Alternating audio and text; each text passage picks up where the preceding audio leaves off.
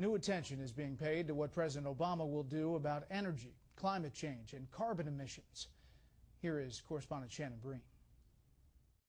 They brought hundreds of millions of dollars into his re-election campaign. And on the night of his re-election, President Obama vowed to further the interests of the environmental activist groups that backed him. To live in America that isn't burdened by debt, that isn't weakened by inequality, that isn't threatened by the destructive power of a warming planet. Congress, with the votes of both Democrats and Republicans, has successfully fought efforts to pass cap-and-trade legislation for years, which would set limits and fees for polluting industries. But a number of lawmakers are now sounding the alarm about what they see as the president's efforts to rein in domestic energy production by doing an end run around Capitol Hill. The president couldn't get it done through legislation. Now he's doing it through regulation, using our tax dollars to make this happen.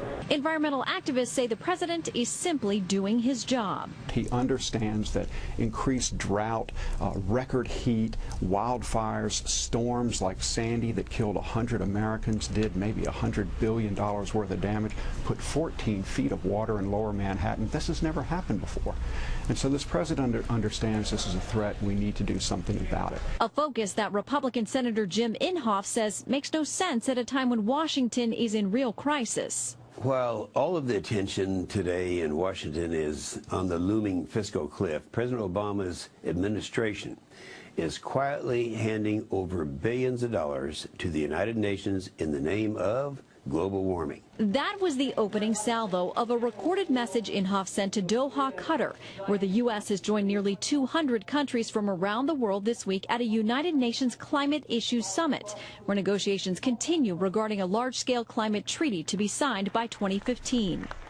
While the U.S. Senate would have to ratify any international treaty by a two-thirds vote, Inhofe says he and others are much more concerned about domestic regulations. He's continued to press the White House about why the administration failed to issue reports on pending regulations in April and October as required by law.